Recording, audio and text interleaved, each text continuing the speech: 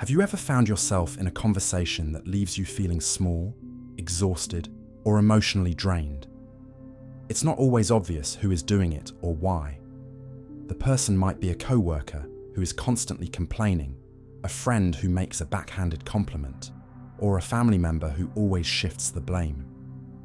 You walk away feeling a weight on your shoulders, but you can't quite put your finger on what happened. The truth is, these are not just bad moods or personality quirks. They are often signs of specific toxic behaviors that chip away at your mental and emotional well-being. Today, we're going to give you a clear framework for recognizing these signs, turning vague feelings of discomfort into actionable insights. But more importantly, we're going to show you how Japanese minimalist principles can provide a powerful, proactive toolkit for handling them. This isn't about changing others. It's about mastering your response and protecting your peace. This isn't about becoming cold or uncaring. It's about cultivating a life of clarity, intentionality, and peace. Just as you declutter your home of things that no longer serve you, these principles teach you how to declutter your emotional landscape by identifying and managing toxic energy. The silent impact of toxic people on mental health. The real danger of toxic people isn't the drama they create. It's the insidious, quiet impact they have on your mental and emotional state over time. Think of it like a slow, constant drip. At first, you barely notice it, but eventually, it fills the bucket and compromises your entire sense of well-being. This constant exposure to negativity can lead to a vicious cycle of chronic stress, anxiety, and emotional exhaustion. It's the reason you suddenly feel an inexplicable sense of dread on Sunday night, or why you find yourself feeling a little less worthy with each passing day. It's the reason you start second-guessing your own thoughts, lowering your expectations for how you should be treated, and feeling a persistent sense of helplessness. Have you ever caught yourself mentally rehearsing a simple conversation to avoid conflict? Or felt guilty for having a good day, as if you need to justify your own happiness? That's the silent proof of their impact. The true danger lies in the fact that you often don't see the full extent of the damage until it's already done. The very first and most crucial step to protecting yourself is to understand this hidden toll and to validate your own feelings that something is wrong. What you feel is not an overreaction. It is a real and necessary response to a real threat to your inner peace. Decluttering your life, physical versus emotional. Japanese minimalism is often associated with decluttering physical spaces, getting rid of clothes you don't wear or objects that don't bring you joy. This physical process has a powerful mental effect, creating clarity, focus, and a sense of calm. The same profound principle applies directly to your emotional life, and the connection between the two is a mirror of your inner world. Think of that cluttered closet corner you avoid, filled with clothes that don't fit and gifts you feel guilty about. That physical clutter isn't just about objects. It's a source of low-level stress and a constant reminder of things you need to do. The decision to let go of those items is a powerful, liberating act. Just as a cluttered room can make you feel chaotic and overwhelmed, an emotional life filled with toxic relationships and draining interactions can feel heavy and suffocating. The goal of an emotional declutter is to create space. It's about being as intentional with your energy as you are with your possessions. For example, when you get rid of that pile of old clothes, you're not just creating space in your closet, you're creating mental space to feel lighter. In the same way, when you begin to identify and manage toxicity in your life, whether it's a friendship you've outgrown or a habit of checking a draining social media feed, you aren't just creating a more peaceful environment, you are creating a minimalist emotional sanctuary, a sacred place where your energy is free to flourish without being weighed down by negativity. The 7 signs of toxic people and the minimalist response. Here are the 7 most common signs of toxic behavior and the elegant, effective minimalist strategies to counter each one. Sign 1. The constant critic. Does a certain person's feedback ever feel less like a suggestion and more like a personal attack on your worth? This person seems to find fault in everything. Nothing you do is quite good enough. and they often mask their criticism as just being honest or trying to help. They nitpick your work, your choices, or your appearance, making you question your own abilities and leaving you feeling insecure. Shoshin means beginner's mind, the Zen practice of approaching everything with the openness of a true novice. Instead of getting defensive or emotionally wounded by their words, approach their criticism with a quiet, open mind. Detach from their emotional delivery, the sigh, the eye roll, the negative tone, and simply listen to the words themselves. Ask yourself, is there any truth here? If the criticism is baseless, you can release the comment without it affecting you. If so, you can learn without taking it personally. You're not fighting their attack, you're simply using their words as data, separating the information from the emotional noise. The trick is to see their criticism as a flawed, imperfect observation, not a definitive statement of your worth. Sign 2, the emotional vampire. Have you ever left a conversation feeling like your energy has been physically sucked out of you? This person's conversations are a one-way street, constantly pulling you into their drama, complaints, and problems. They talk about their issues endlessly, but never offer to listen to yours.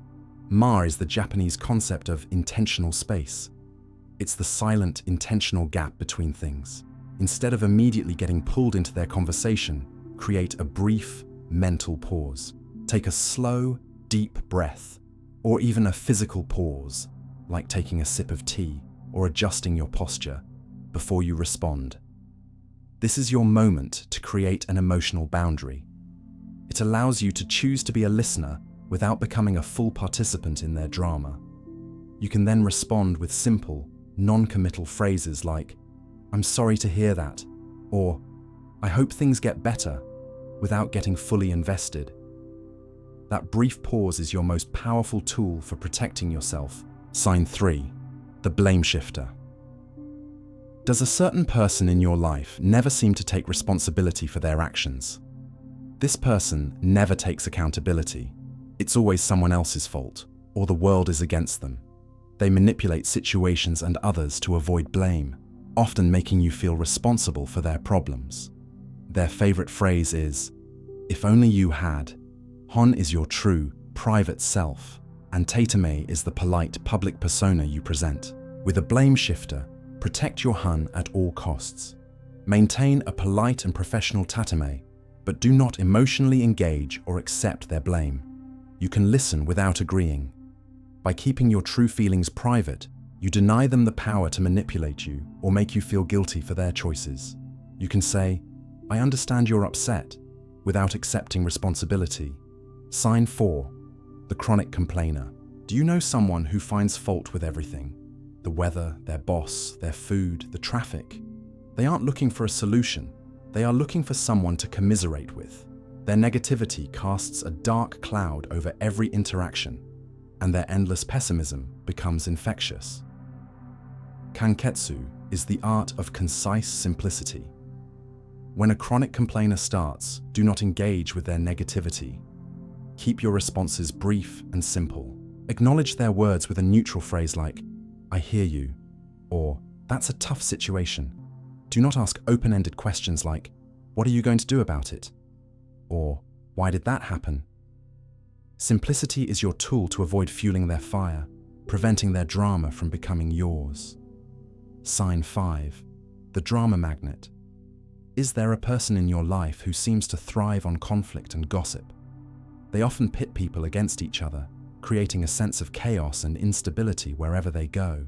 Their energy is high-octane drama, and they want you to be a part of it, to take a side, and to participate in the conflict. Seiri means to tidy or to sort. Just as you would tidy a cluttered room, you must tidy your social space. Recognize that this person's chaos is a form of clutter. You can choose to tidy it by limiting your exposure to them and their drama. This is not a cruel act, it is a clear, self-protective choice. If you can, physically or digitally remove yourself from their orbit. If you can't, make a conscious choice to disengage from the gossip and the conflict by politely changing the subject. Sign 6, the energy zapper.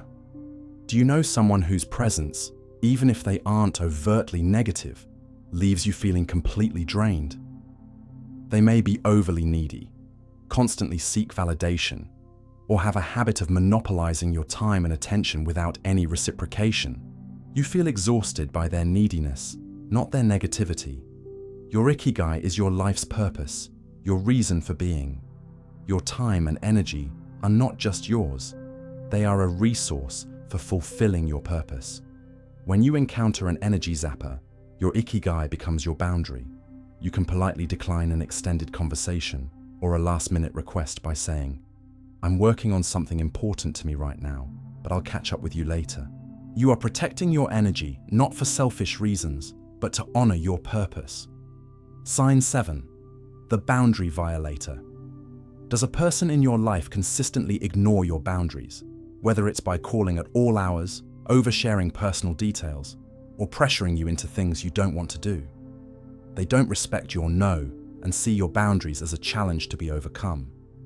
Isagiyosa is the courageous and dignified act of letting go with a clean heart. When someone consistently violates your boundaries, it is a sign that the relationship is not serving your well-being. Isagiyosa is the courage to release that obligation, to end the conversation, or to decisively distance yourself from the relationship. This is not about anger or drama. It's about a calm, clear-hearted decision to choose your peace over their demands. The 7 signs we've discussed are more than just a list of toxic behaviors, and the minimalist responses are more than just individual tips. Think of them as components of a larger, integrated system. This is not about being a perfect practitioner of each technique, but about weaving them together to build an intuitive, unshakable shield around your energy. For example, when you use Ma to pause before responding, you are also making a choice aligned with your Ikigai, protecting your time for what matters most. When you practice Siri to tidy your social space, you are simultaneously making a clean, clear choice with Isagiyosa to honor your boundaries. These tools are meant to work together, not in isolation. By mindfully practicing these principles, you are training your mind to respond with peace and clarity, not with stress and chaos. You are not just learning how to handle a single toxic interaction. You are building an entire defense system for your inner sanctuary. The goal of this minimalist approach isn't to change toxic people, because you simply can't. The real power you have is to change your response. It's to stop being a passive recipient of their negativity, a fragile vessel taking on water, and to become an active, intentional guardian of your own energy. By recognizing these signs and applying these elegant, simple Japanese principles, you create an inner sanctuary that is protected from chaos and is ready to be filled with genuine peace. This isn't just about avoiding bad feelings, it's about making space for good ones. It's about protecting your energy so you have more to give to your true passions, your loved ones, and most importantly, yourself. These principles are not complicated theories. They are a practical toolkit for a more peaceful life. They empower you to take back control of your emotional space, one mindful choice at a time. I want you to think about which of these 7 signs resonates most with you today. And then, I want you to choose just one of the minimalist strategies we discussed. Just one. Commit to trying it the very next time you face a draining interaction. Share your commitment with us in the comments below. Your journey to an unshakable inner sanctuary begins now.